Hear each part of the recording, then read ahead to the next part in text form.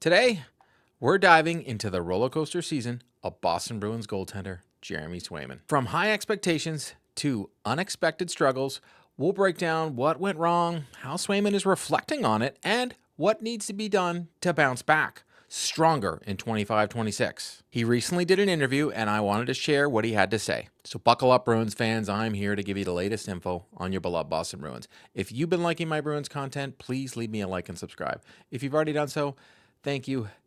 Let's get into it.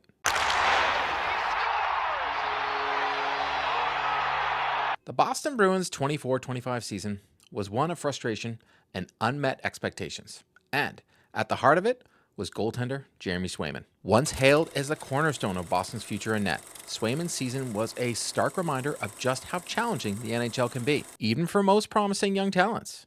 From an inconsistent play to facing an unusually high number of quality scoring chances, Swayman's struggles became a focal point for the Bruins fans and analysts alike. Yet, behind the disappointing numbers was a player intent on growth, introspection, and redemption. Understanding what went wrong, what he learned, and how he can improve is essential for anyone following Boston's quest to return to playoff contention. As much as we don't want to say it, if Jeremy Swayman has another bad season, the outlook for the Boston Bruins is just going to be worse.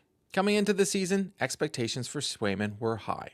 The previous year, he posted a 25-10-8 record with a 2.53 goals against average and a .916 save percentage, establishing himself as one of the league's most reliable young goaltenders. He even went to the All-Star game. Bruins fans were anticipating another strong year last year, potentially cementing Swayman as Boston's unquestioned starter.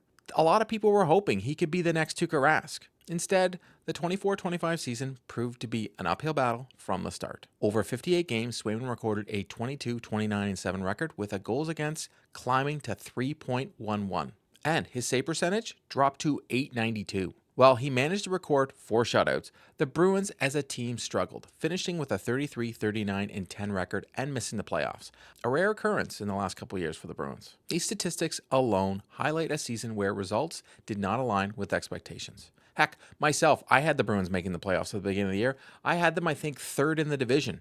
That's not where they finished. Several factors contributed to Swayman's challenges. The Bruins experienced significant defensive instability throughout the season. Key players such as Charlie McAvoy and Hampus Lindholm spent stretches sidelined with injuries, leaving Swayman exposed to more high-danger scoring chances than the typical Bruins goaltender faces. The Bruins over the years have been phenomenal of clearing out the front of the net and making sure goalies see shots and opening up lanes.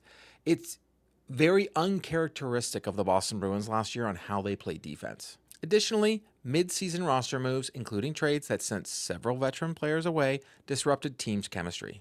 Heck, they traded their captain. The cumulative effect of these challenges was that Swayman faced more difficult situations, more fatigue, and less margin for error than usual. I've spoken about it in other videos. There was a lot of times Swayman should have been pulled, and there was a lot of times where Swayman shouldn't have started the games. And for some reason, it just felt like the Boston Bruins were just like, yeah, you made your bed, so you're going to lie in it.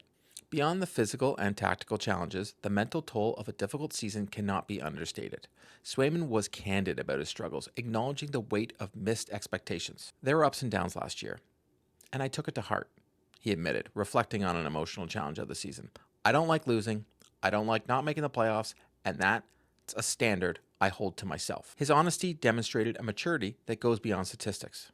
And frankly, it was nice to hear him admit. I know there's a lot of people that go in the comments that just want Swayman to shut up, but for me, it's a breath of fresh air for an athlete to actually speak and actually say what we all want him to say instead of the canned answers that we hear 9 times out of 10 when these athletes speak after a game. You could only say I'm giving 110% so many times before I just don't care. Swayman was acutely aware of his performance and its impact on the team. He continued, "You have to experience it in order to go through that. And that was a huge learning curve for me. I couldn't be more grateful to have it. It's a blessing that I was able to go through that and have my support of my teammates, my family, and the city that just never wavered in belief." Well, some people in the city didn't wave in belief. In these statements, Swayman conveyed a resilience and perspective that could serve as a foundation for his growth moving forward. I truly hope he means what he says. Last year, he came into camp and he was like, nothing's going to bother me, and what just happened doesn't bother me. We all know that to be not the truth. Hopefully he's speaking the truth here now, because as I said before, so many players do interviews. Besides Patrice Bergeron and Brad Marchand, I thought they were phenomenal anytime they spoke to the media. We always just hear what they think we want to hear. While the season was difficult, Swayman sought opportunities to recalibrate and rebuild his confidence. His participation in the World Championships with Team USA was a pivotal moment. There, he went undefeated in 7 games, posting a .921 save percentage, demonstrating that at his best, he remains an elite goaltender capable of carrying a team in high-pressure situations. He said, "I feel like a completely new human being and completely new goalie." Swayman reflected after the tournament, signaling a renewed sense of confidence and purpose. The experience appeared to rejuvenate both his mental approach and his technical play, offering a glimpse of the player the Bruins fans know he can be. Looking forward to the 2025-26 season, Swayman's path to improvement is clear but demanding. He will need to focus on several key areas. First, consistency must be a priority, both in positioning and mental focus, as an inconsistent play undermined his performance last year. Second, physical conditioning will be critical to ensure he can handle the increased workload and reduce fatigue-related lapses. Heck, he looked absolutely terrible when he had to do back-to-back games. He looked like he was off. He looked like he was missing Linus Ullmark. Third, mental resilience remains paramount. Swayman's reflections suggest he's prepared for the challenge, but the grind of an NHL season is long and unforgiving. Finally, Swayman will benefit from the Bruins' roster adjustments and healthier defensive core, which should reduce the number of high-danger chances he faces. The Bruins will be healthy at the beginning of the season, and I think we'll definitely see a better defense in front of them. I think Zadorov will be better. We're going to have Hampus Lindholm, who plays a great two-way game. We'll have McAvoy, who doesn't have to run around like a chicken with his head cut off. It should bring the Bruins back. Plus, you got Marco Sturm wanting to play a more defensive structure system. So I have a funny feeling the Bruins are going to reduce the amount of shots coming into their goaltenders, or at least let them see them, like we used to see in previous Bruins seasons. Ultimately, Jeremy Swayman's 24-25 season was a lesson in adversity, accountability, and perseverance.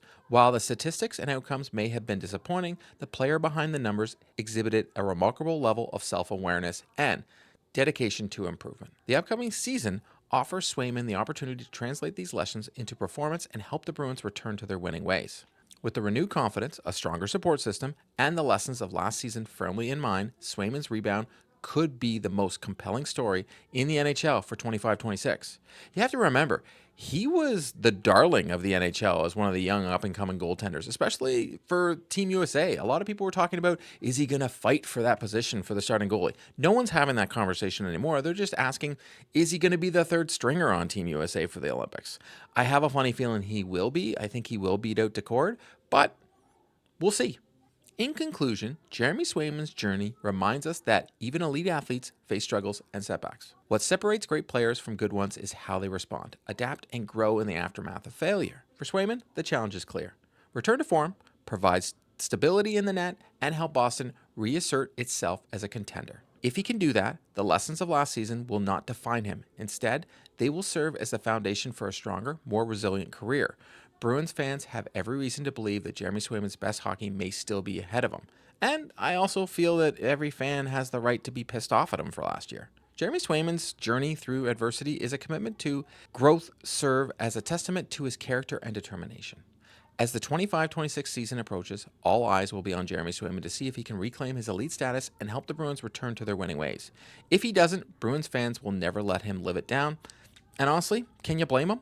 That's a wrap on today's video. To stay up to date on all the news surrounding the Boston Bruins, please subscribe and drop me a like. If news breaks surrounding the Boston Bruins, be sure to check out the channel. If you've already subscribed to the channel, thank you, and I'll see you next time.